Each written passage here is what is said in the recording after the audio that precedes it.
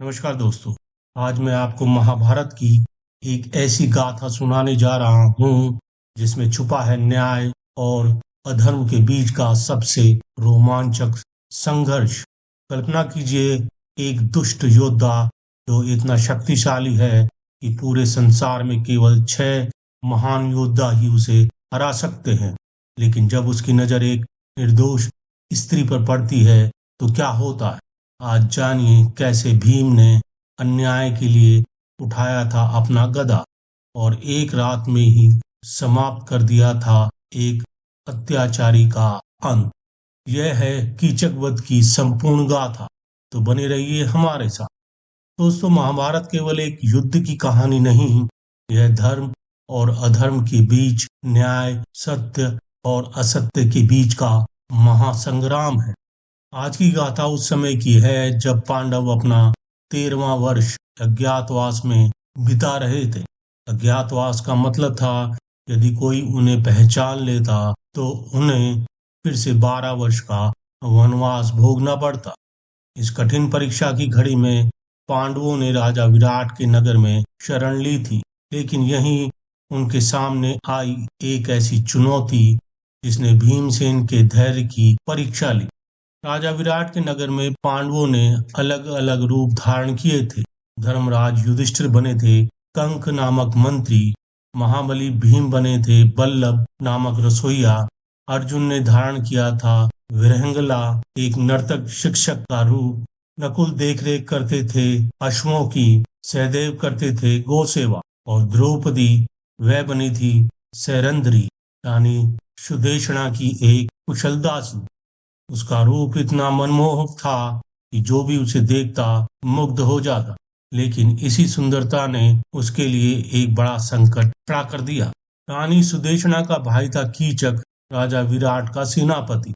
वह न केवल अभिमानी था बल्कि एक महान योद्धा भी था। कहा जाता है कि उस समय केवल 6 महान योद्धा ही उसे युद्ध में परास्त कर सकते थे। बलराम, गुरु द्रोणाचार्य, भीष्म पितामह, कर्ण, दुर्योधन और भीमसेन। एक दिन जब सैरंध्री रानी सुदेशना के बाग संवार रही थी तभी कीचक वहां आया। द्रौपदी के अनुरूप सौंदर्य को देखकर उसका मन विचलित हो गया। उसने अपनी बहन सुदेशना से कहा, बहन, मुझे तुम्हारी इस दासी से प्रेम हो गया, तुम मेरी भेंट इससे करवाओ। सुदेशना ने बिना सोचे समझे अपने भाई की बात मान ली। उसने सैरंध्री को कीचक के कक्ष में मदिरा पहुंचाने भेजा। यहीं से शुरू हुआ इस कथा का सबसे दुखदायी अध्याय। कीचक ने द्रौपदी से कुप्रस्ताव रखा। द्रौपदी ने स्पष्ट शब्दों में कहा, मैं 5 गंधर्वों की पत्नी हूँ, आपका यह व्यवहार अनुचित है। लेकिन वासना के अंधे कीचक ने उसकी एक ना सुनी। उसने द्रौपदी के साथ दुर्व्यवहार करने का प्रयास किया। अपनी रक्षा करते हुए द्रौपदी राजसभा में पहुंची और न्याय की गुहार लगाई। लेकिन कीचक इतना शक्तिशाली था कि राजसभा में भी उसने द्रौपदी के साथ अभद्रता की। राजा विराट ने समझाने का प्रयास किया, लेकिन कीचक के अहंकार के आगे कुछ न चला। यह सब देख के पांडवों का हृदय जल रहा था, लेकिन अज्ञातवास की मजबूरी के कारण वे खुलकर कुछ न कर सकते थे। द्रौपदी का अपमान देखकर भीम का खून खौल रहा था, लेकिन धर्म और कर्तव्य के बंधन में भीम बंधा हुआ था। अंततः द्रौपदी अपने पति भीम के पास पहुंची। आंसुओं से भरी आंखों से उसने कहा, हे आर्यपुत्र, आपकी पत्नी के साथ हुआ यह अपमान क्या आपके हृदय में कोई पीड़ा नहीं जगाता? भीम का उत्तर था, द्रौपदी, उस दुष्ट ने जो कुकर्म करने का प्रयास किया है उसका दंड मैं अवश्य दूंगा, लेकिन हमें चतुराई से काम लेना होगा। भीम ने एक रणनीति बनाई। उन्होंने द्रौपदी से कहा, तुम कीचक के पास जाकर कहो कि तुमने उसका प्रेम प्रस्ताव स्वीकार कर लिया, लेकिन अपने गंधर्व पतियों के भय से तुम डर रही हो। उससे कहो कि तुम रात में नृत्यशाला में उससे मिलोगी। यह योजना सुनकर द्रौपदी समझ गई। उसने वैसा ही किया जैसा भीम ने कहा। कीचक खुशी से फूला नहीं समा रहा था। उसे लगा कि उसकी मनचाही मुराद पूरी होने वाली। रात का समय हुआ। कीचक उत्साह से भरा नृत्यशाला में पहुंचा। वहां एक आकृति आंचल से ढकी बैठी थी। अंधकार में कीचक को लगा कि यह सरंद्री है, लेकिन वास्तव में यह भीम था जो स्त्री के वेश में बैठा था।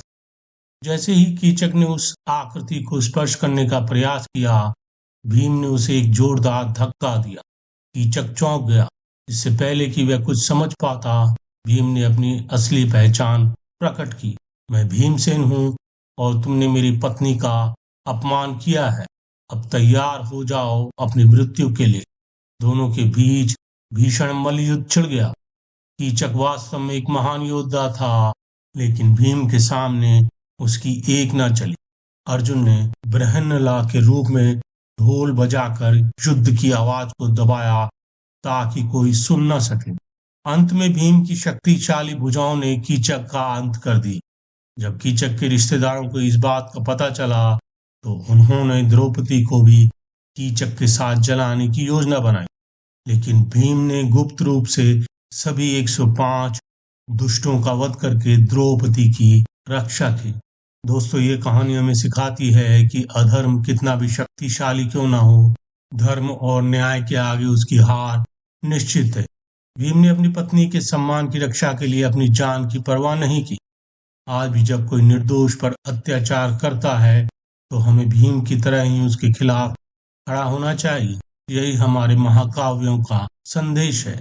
अगर आपको ये कहानी अच्छी लगी तो इस वीडियो को लाइक करें, शेयर करें और हमारे चैनल मोटिवेशन मैजिक बॉक्स को सब्सक्राइब करना ना भूलें। ऐसी ही रोचक कहानी के लिए हमारे चैनल के साथ बने रहें। धन्यवाद।